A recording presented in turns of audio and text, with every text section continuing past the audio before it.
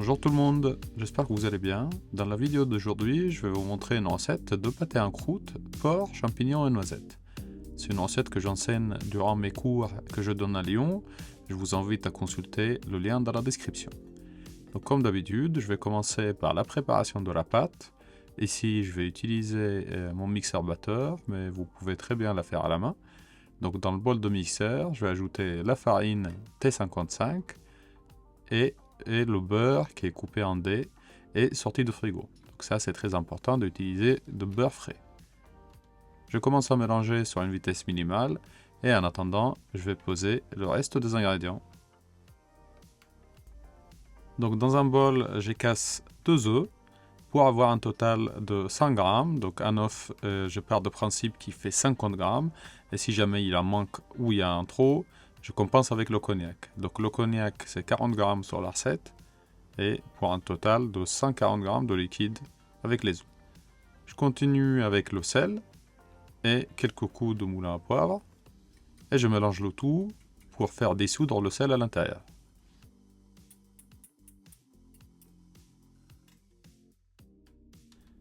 Donc là, j'ai mon mélange farine-beurre qui s'est bien mélangé. Donc le beurre s'est incorporé à la farine. Il n'y a pas des gros morceaux à l'intérieur.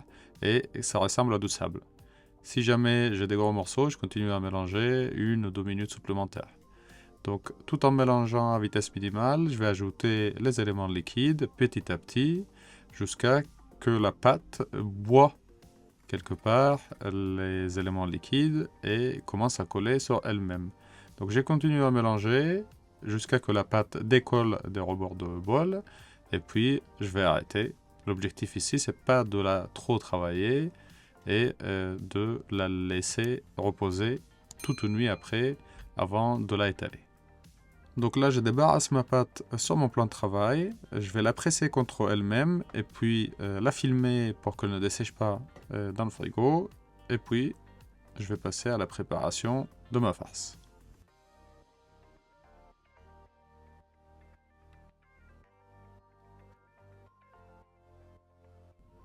Donc pour la farce, je vais commencer avec poêler quelques foies de volaille dans une poêle préchauffée. L'objectif ici, c'est de bien les colorer à l'extérieur, mais les garder bien rosés à l'intérieur, parce que de toute façon, ils vont finir de cuire dans le pâté.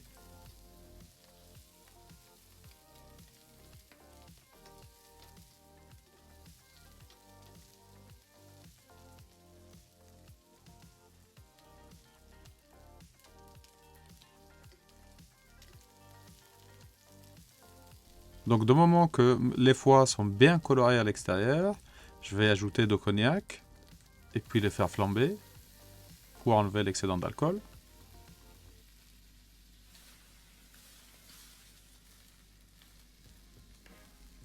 Et je termine avec un petit filet de vinaigre de framboise. C'est toujours sympa, il y a le côté acidulé qui se marie bien avec les foies et le côté de l'acide qui se marie bien avec le gras. Les foies, je les mets à refroidir au frais. Et quand ils sont bien refroidis, je passe à la préparation de la farce. Donc ici, j'ai la poitrine de porc que j'ai découpée en gros morceaux pour pouvoir la passer dans le tube de hachoir facilement. J'ai mes foies que j'ai mis à refroidir. Et puis je vais commencer par les foies parce que c'est toujours plus mou.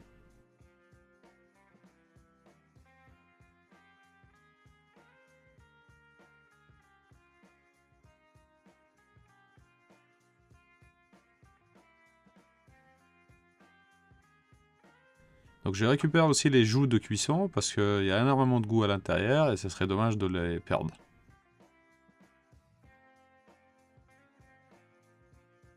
Je vais ajouter également une gousse d'ail que j'ai dégermée. Je peux en mettre une 12e si jamais j'aime beaucoup l'ail ou de l'ail confit. Je vous mettrai un lien dans la description pour ma recette d'ail confit. Et je termine avec les morceaux de poitrine de porc.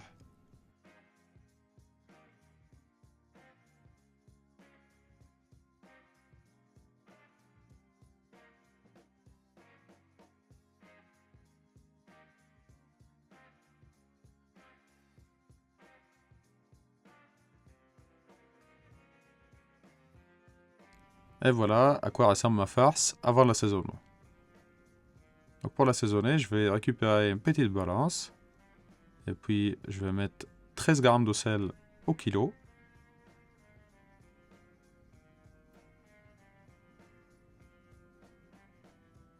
Puis, quelques coups de moulin à poivre. Là, ici, c'est de poivre blanc. Des noisettes que je fais torréfier en amont, que je garde entières. Du sel de champignons que j'ai préparé en amont également.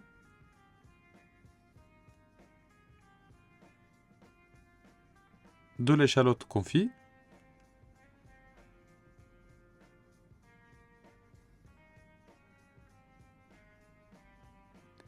Et là, j'ai de pain de mie que je trempais dans le lait. De toute façon, tous les ingrédients seront notés dans la description de cette vidéo. Donc, vous ne vous inquiétez pas, vous aurez tout dans la description sous le bouton j'aime. Et je termine avec la pâte de date. Donc ça, c'est pas obligatoire, mais ça nous ajoute un petit côté sucré très agréable. On peut la remplacer par du miel aussi. Et un œuf pour faire le liant. Ensuite, je vais mélanger ma farce pour bien incorporer tous les saveurs à l'intérieur. Je mélange jusqu'à l'obtention de quelque chose d'assez homogène. Ça sert à rien de trop mélanger. Et puis, je vais filmer ma farce à contact. Comme ça, elle ne va pas dessécher au frais en attendant que je tale ma pâte et je monte la pâte à l'intérieur de mon moule à pâté.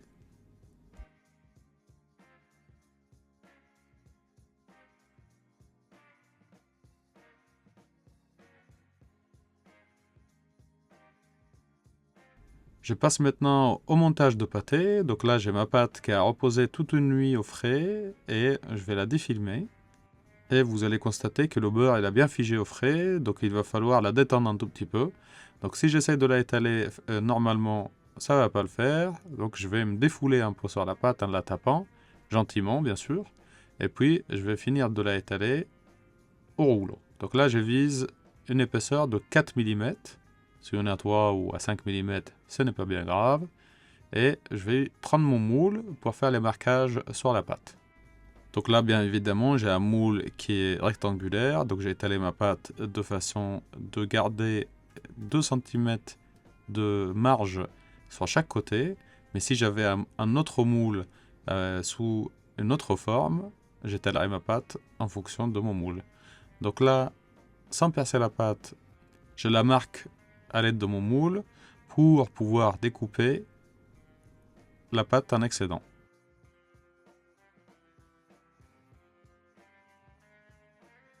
Avec un couteau, je vais découper la pâte et je vais enlever d'abord les 3 triangles, ou les 4 plutôt triangles qui sont sur les coins de pâté, parce que de toute façon cette pâte-là, elle sera en excédent. Et puis je vais découper aussi la pâte en excédent, toujours en gardant 2 cm de pâte comme marge pour la fermeture de pâté.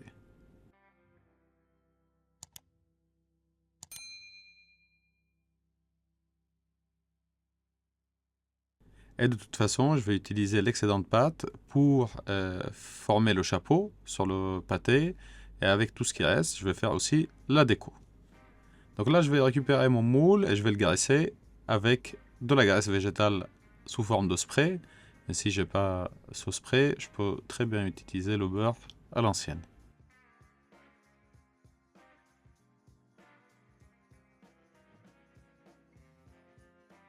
Ensuite, je vais faire quelques pliages pour pouvoir foncer ma pâte à l'intérieur du moule. Donc je commence par les 2 talons, je les plie sur eux-mêmes et puis à l'intérieur de ma pâte. Et puis je récupère un côté de la pâte et je rejoins de l'autre côté. Je fais un tour complet, comme ça je sais que le centre de mon pâté est là. Et je vais avoir la même quantité de pâte de 2 côtés du moule sans trop galérer. Donc là, je récupère la pâte. Je la pose au centre de mon moule et puis je vais l'ouvrir et la plaquer contre les parois de moule pour bien chasser aussi les bulles d'air et je la fais descendre en la glissant. C'est pas la peine de trop pousser, de toute façon la graisse végétale nous aide à glisser la pâte très facilement.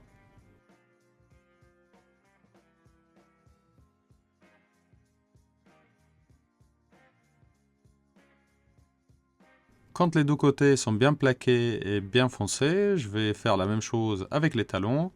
Idem, je vérifie bien qu'il n'y a pas de bulles d'air à l'intérieur. Je les fais glisser gentiment et puis avec mon doigt, je vais bien écraser la soudure pour bien fermer hermétiquement mon pâté et pas avoir des fuites.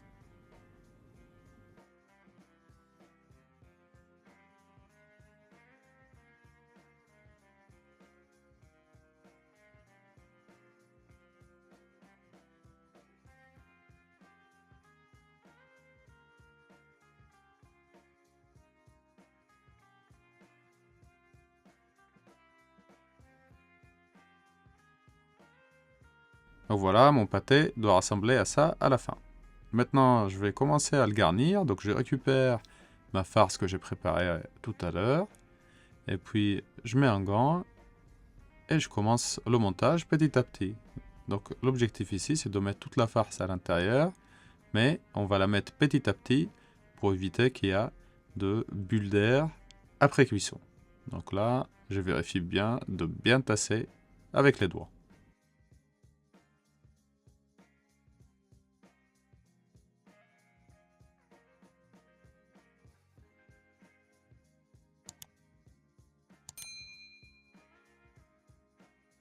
Voilà mon pâté bien garni.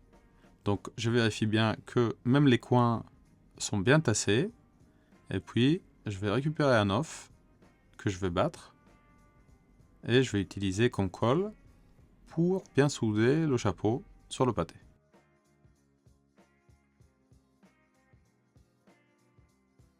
Ensuite, je récupère le morceau de pâte qui me restait tout à l'heure. Et là, je vais l'étaler dans le sens de la longueur, de façon de pouvoir le positionner sur la farce et fermer le pâté avec la pâte extérieure qui va venir enfermer le chapeau à l'intérieur.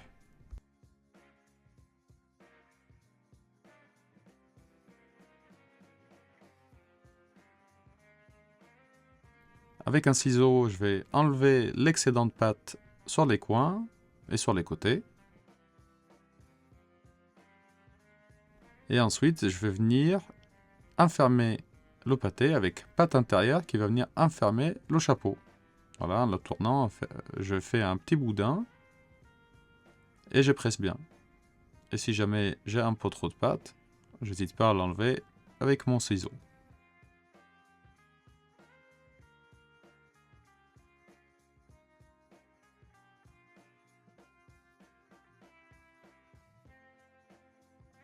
Avec un spatule coudé, je vais venir presser mon boudin pour bien fermer le pâté et faire une soudure un peu plus propre.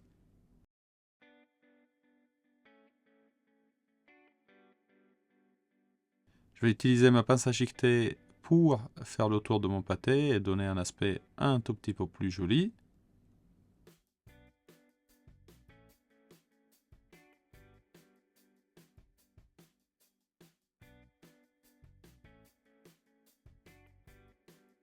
Et enfin, je vais venir faire des stries avec un couteau.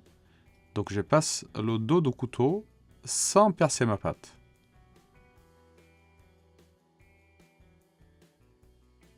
Je vais maintenant faire des cheminées à l'intérieur du pâté. Donc les cheminées, ils sont là pour permettre à la vapeur de s'échapper pendant la cuisson. Donc avec un emporte-pièce, je creuse ma pâte jusqu'à toucher la farce et j'enlève la pâte qui reste.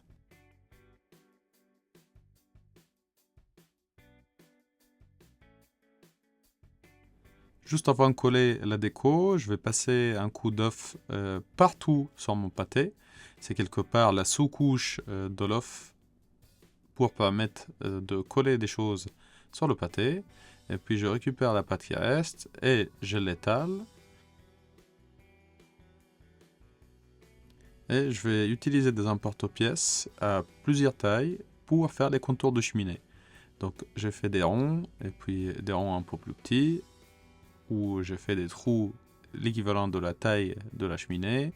Et puis voilà, je vais venir coller le petit rond sur le gros rond et ensuite le mettre sur le pâté.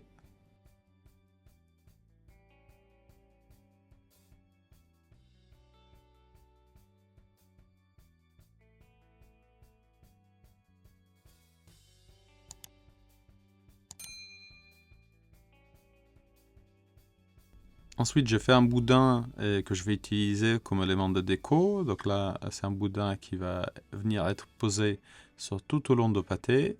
Et avec le ciseau, je vais venir le décorer ou le découper de deux côtés pour donner un aspect d'un épi ou d'un crocodile, si vous voulez.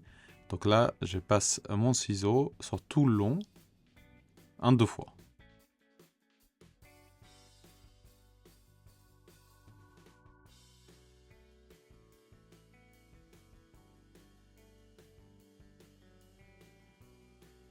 Je vais maintenant utiliser les petits ronds que je creusais tout à l'heure pour faire des petites fleurs. Donc là, je vais les écraser avec mon index sur le plan de travail.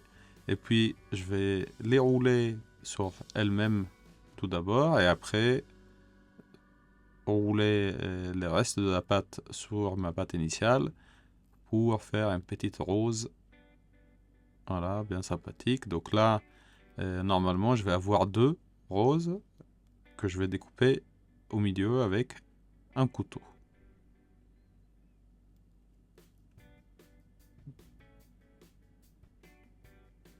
Voilà, et là je vais les positionner aussi sur le chapeau de pâté.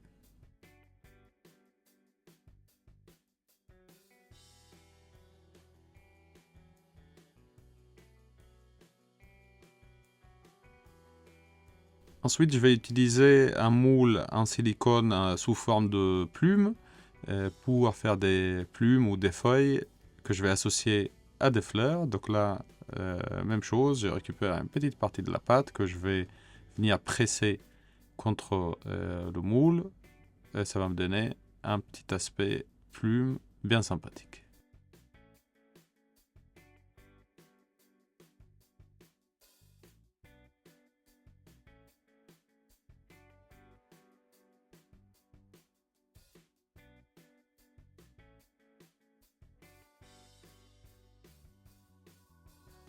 Et voilà, mon pâté, j'ai terminé de décorer avec quelques petites décorations sympas.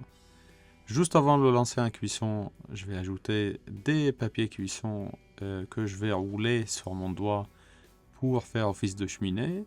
En fait, ces papiers cuisson vont m'aider aussi, ou vont aider plutôt la vapeur à s'échapper plus facilement. Je termine avec un deuxième coup d'œuf battu, surtout sur les éléments de déco que je viens d'ajouter. Et là, mon pâté est prêt à partir en cuisson.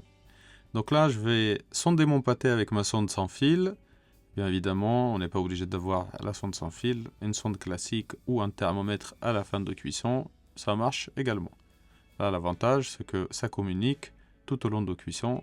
Il n'y a pas besoin de mettre un fil à l'intérieur du four. J'ai préchauffé mon four à 220 degrés et je vais enfourner mon pâté pour 15 minutes pour bien marquer la croûte. Et ensuite, je vais baisser la température pour monter la farce à température jusqu'à 60 degrés.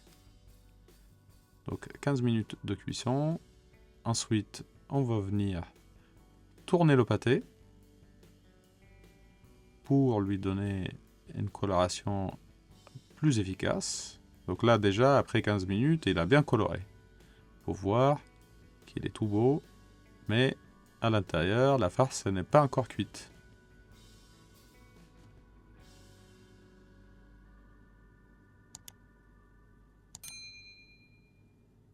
Donc là, je vais mettre le four à 180 degrés avec un timer de 40 minutes. Mais dans tous les cas, c'est notre sonde qui va nous annoncer la fin de cuisson et non pas le timer de four. Donc si il faut, on va ajuster le temps en fonction de la sonde. Donc après 35 minutes de cuisson, j'ai mon pâté qui est arrivé à 60 degrés. Et je vais le sortir maintenant de four. Donc là, on peut voir un pâté qui a bien coloré, qui a bien cuit. Et donc je vais le sortir et je vais le laisser reposer à l'extérieur du four, à l'extérieur du frigo, pour 1 à 2 heures, le temps qu'il se repose un tout petit peu. Donc là, notre pâté, ça fait une quarantaine de minutes qu'il se repose. On peut voir qu'avec l'inertie, la température à cœur, elle a monté à 79 degrés, malgré le fait qu'il soit à l'extérieur de four. Et ensuite, je le laisse reposer toute une nuit au frais pour bien descendre en température. Donc là, j'ai un bouillon à base de volaille que j'ai préparé en amont, sur lequel je vais ajouter la gélatine en poudre. Et ensuite, je vais monter le tout en ébullition et préparer cette gelée pour couler sur le pâté du moment qu'il a complètement refroidi.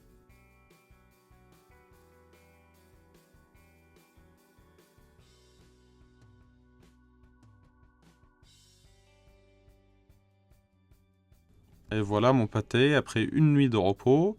Et là, vous allez voir que grâce aux bombes de spray de l'huile végétale, il va sortir sans résistance. Là, il glisse tout seul. Et je vais maintenant couler la gelée qui a tiédi en même temps. Et vous allez voir, vous allez commencer à couler la gelée à travers d'un cheminée. Et normalement, l'eau fait des vases communicantes. Et elle va sortir des deux autres cheminées à la fin.